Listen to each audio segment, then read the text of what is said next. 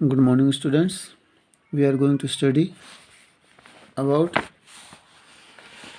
section 3 9 gold medals. यानी हमारी poem है और ये बीच में यानी लेसन से ये पहले रह चुकी है, तो अब हम इसको स्टडी कर रहे हैं।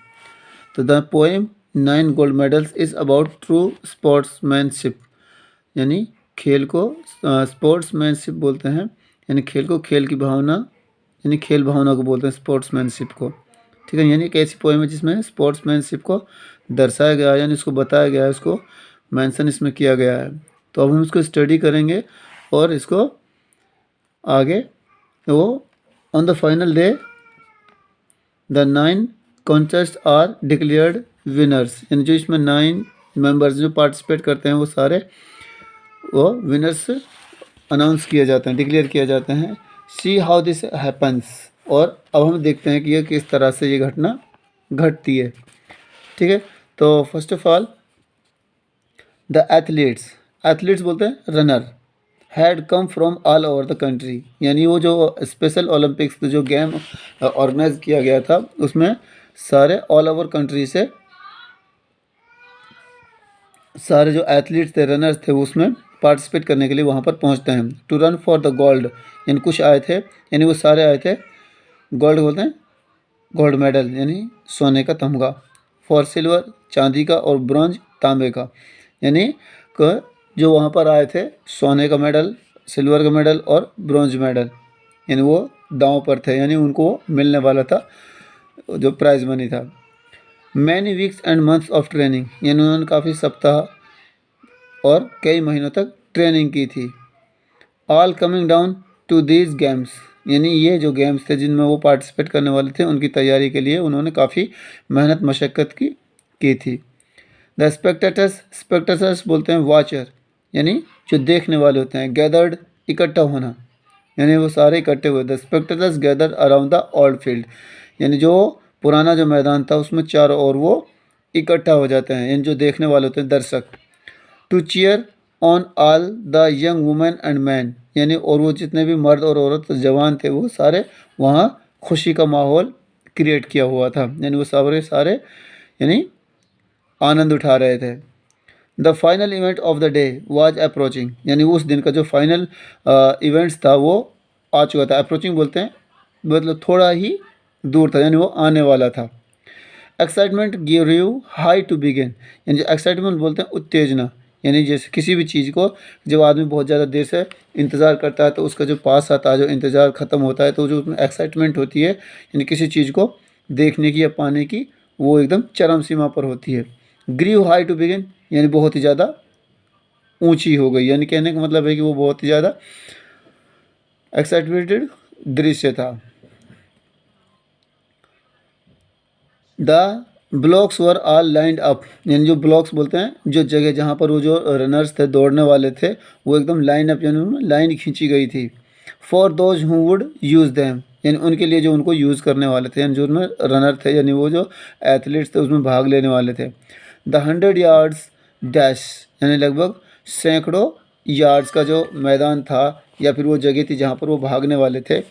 And the race to be run, और जहाँ पर रेस होने वाली थी, यानी वो जहाँ पर वो दौड़ने वाले थे। दीज वर 9 रिजोल्व एथलीट्स, यानी रिजोल्व बोलते हैं जो पहले ही सेलेक्टेड थे, यानी वो जहाँ पर पहले ही आ चुके थे। तो देयर वर 9 रिजोल्व एथलीट, यानी वो लगभग 9 एथलीट थे, रनर्स थे। In back of the starting line, यानी जो स्टार्टिंग लाइन थी, यानी जहाँ से रेस शुरू होने वाली थी वो वहाँ पर पहुँच चुके थे। Poised for the sound of the gun, poised बोलते हैं एकदम स्थिर, यानी जमे रहना या रुके रहना। For the sound of the gun, यानी जैसे जो स्टार्टिंग जैसे 1 2 3 हम जिससे बोलते हैं किसी चीज़ को प्रोग्राम को शुरू स्टार्ट करने से, तो वहाँ जैसे एथलीट जो होते हैं रन रेसेस जो होती हैं वो एक साउंड से स्टार्ट होती हैं, जैसे गन की साउंड व बुलेट की साउंड होती है वो। Poised for the sound of the gun, यानी जब तक गन की आवाज़ नहीं आती जब तक वो एकदम जमे हुए थे, यानी वो अपने रेस के लिए एकदम तैयार थे। The signal was given, the pistol exploded, exploded बोलते हैं जैसे धमाका होना, यानी धमाके पिस्तौल की आवाज़ आई और जो सिग्नल था वो दिया गया। कौन सा सिग्नल? पिस्तौल की गोली चलाकर। And so did the runners all cheering ahead, charging ahead, यानी और जैसे ही आवाज़ आती है और आवाज़ के बाद ही वो जो रनर्स थे वो चार्जिंग अहेड यानी आगे भागने के लिए वो रेडी होते हैं, यानी वो चलने के लिए तैयार होते हैं। But the smallest among them, यानी परंतु उन सब में से जो स्मॉलेस्ट यानी सबसे छोटा, स्मॉल की ये सुपरलेटिव डिग्री है, तो स्मॉलेस्ट अमंग दैम जो उनमें सबसे छोटा था, ही थम्बल्ड, थम्बल्ड बोलते हैं जैसे भागते भागते अनबैलेंस हो जाना। एंड स्टेगर्ड, और वो गिर जाता है, यानी ही स्टम्बल्ड यानी उसका बैलेंस बिगड़ता है। एंड स्टेगर्ड, और वो नीचे गिरता है। And fell to the asphalt instead, asphalt यानी वो मैदान या जो वो जगह जहाँ पर वो दौड़ रहा था तो वो उस पर वो गिर जाता है, यानी उसका बैलेंस ख़राब हो जाता है, वो लड़खड़ा जाता है और वो उसी मैदान पर जहाँ वो भागता हुआ नज़र आ रहा था अभी, वो वहाँ पर गिर जाता है, यानी अनबैलेंस होने के कारण।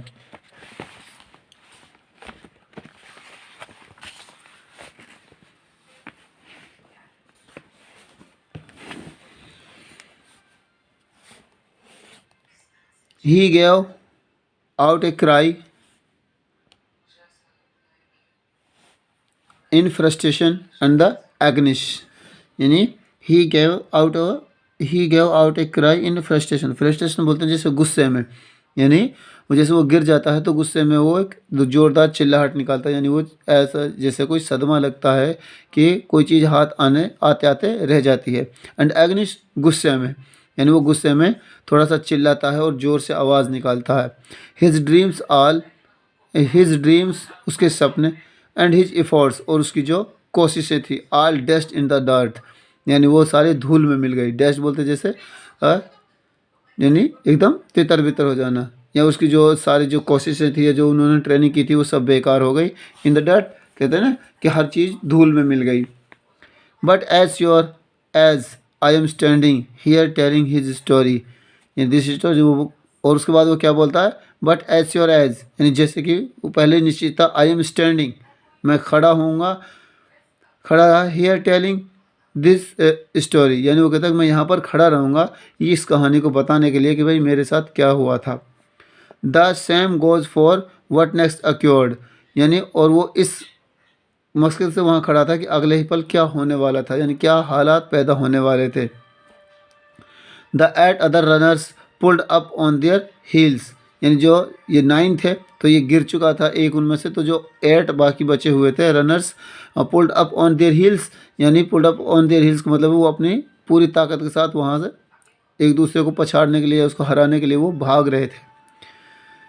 The ones who had trained for so long to complete, और वो सारे के सारे ट्रेंड थे, यानी उनको ट्रेनिंग मिली हुई थी कि वो अपनी उस रेस को किस तरह से या अपना उसको जो काम उनको मिलता था उसको वो किस तरह से कंप्लीट करते थे। One by one they all turn around and went back to help him, यानी वो धीरे धीरे एक एक करके वहाँ पर पहुँचते हैं और सारे उसकी मदद के लिए वहीं पर पहुँच जाते हैं जहाँ पर वो गिरा था। वन बाय वन, एक एक करके, दे ऑल टर्न अराउंड, यानी वो घूमते हुए आए, and went back to help him, यानी उसकी मदद करने के लिए वो पहुँच गए। And brought the young boy to his feet, और वो जो छोटा लड़का था उनको टू हिज फीट, वो अपने उस छोटे बच्चे को अपने साथ जो दौड़ रहा था उसको उन्होंने खड़ा किया और उनको अपने साथ शामिल किया। Then all 9 runners joined hands and they continued, और उसके बाद जो पूरे देन ऑल द 9 रनर्स, और वो अब 9 रनर हो चुके थे क्योंकि जो गिरा था उसको उन्होंने 8 ने उठा लिया। जॉइंट हैंड्स, अपने हाथ जोड़ते हैं, यानी वो सब अपने हाथ मिलाते हैं। एंड कंटिन्यू, और वो रेस लगातार रखते हैं, जारी रखते हैं, यानी वो दौड़ने लगते हैं। The 100 yard that's now reduce to a walk, यानी जो 100 मीटर की जो यार्ड्स की जो रेस थी वो अब बिल्कुल धीरे धीरे वो उसको क्लियर करने लगे, यानी बिल्कुल धीरे धीरे वो एक कदम चाल की तरह उसको क्लियर करने की कोशिश करते हैं। And A banner above that sad special Olympic, यानी और उनके ऊपर एक बैनर था, यानी जिस पर लिखा हुआ था क्या? स्पेशल ओलंपिक, यानी वो स्पेशल ओलंपिक्स थे। Could not have been more on the mark, यानी ऐसा नहीं था कि उसके कोई भी उस पर निशान नहीं था। Could not have been more on the mark, यानी उसके ऊपर और कोई निशान नहीं था। That is how the race ended, यानी और वो कहता है कि इस तरह से उस रेस का समापन हुआ, ख़त्म हुआ, यानी वो रेस एंड हुई विद 9 गोल्ड मेडल्स, यानी पूरे पूरे 9 गोल्ड मेडल्स के साथ, क्योंकि वो जितने भी 9 रनर्स थे वो सब ने एक साथ ही लाइन को क्रॉस किया। They came to the finish line holding hands still, यानी जब उन्होंने फिनिशिंग जो लाइन थी उसको जब उन्होंने क्रॉस करने को जब वो क्रॉस करने ही वाले थे तो सबने हाथ पकड़कर एक साथ सबने उस लाइन को क्रॉस किया। And A standing ovation, standing ovation का मतलब होता है यानी किसी का खड़े होकर स्वागत करना। एंड 9 बीमिंग फेसेस, यानी वो 9 चेहरे जो गोल्ड मेडल पाकर या जीत कर खुशी में चहक रहे थे या वो उनसे झलक रही थी, यानी उससे खुशी झलक रही थी। Sad more than these words ever will, और वो ये कह रहे थे कि यानी उसके चेहरे से ये झलक रहा था कि मानो वो ये कह रहे हैं sad more than these words ever will, यानी कि इस तरह से जो काम होते हैं या फिर इस तरह की जो एक्टिविटीज़ होती हैं वो कभी कभार ही इस दुनिया में क्रिएट होती हैं, यानी वो उनको अंजाम दिया जाता है। तो डियर स्टूडेंट्स, ये एक पोएम थी जो हमने स्टडी की है। इसमें सिर्फ स्पोर्ट्समैनशिप का जिक्र किया है, यानी खेल जो है उसको खेल भावना के साथ इसमें दर्शाया गया है, यानी उसको बताया गया है कि किस तरह से जो 8 रनर्स होते हैं वो 9 वाले जो रनर्स होता है 9वें नंबर का उसको भी वो अपने साथ ले लेते हैं और बाद में सब के सब वो जो फिनिशिंग लाइन होती है उसको एक साथ क्रॉस करते हैं और सब वो गोल्ड मेडल जीत जाते हैं।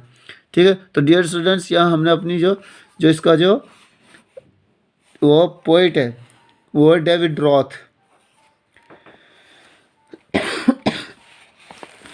तो अब हम इसके बारे में थोड़ा सा एक्सप्लेन कर लेते हैं कि who is mister David Roth. He is a singer, actor, song writer, यानी वो क्या है, एक गायक भी है, एक्टर यानी कलाकार भी है, सॉन्ग राइटर गीत लिखने वाला है, and A author from Chicago, और एक ऑथर है यानी लेखक है, और फ्रॉम शिकागो यानी वो कहाँ का रहने वाला है, शिकागो का। His songs are based on, यानी उसके जो गीत होते हैं या गाने होते हैं वो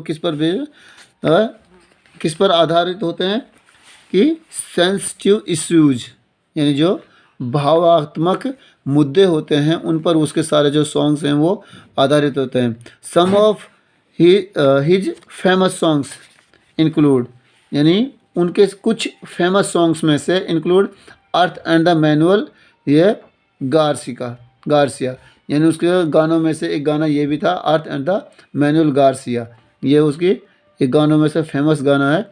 तो ये एक सिंगर है, एक्टर है, सॉन्ग राइटर है एंड ऑथर है, यानी इसमें सारी खूबियाँ हैं। ठीक है, और ये एक पोइट भी है। तो इस तरह से हमने इसको कंप्लीट किया है, तो आप इसको रिस्टडी करें, ठीक है ना।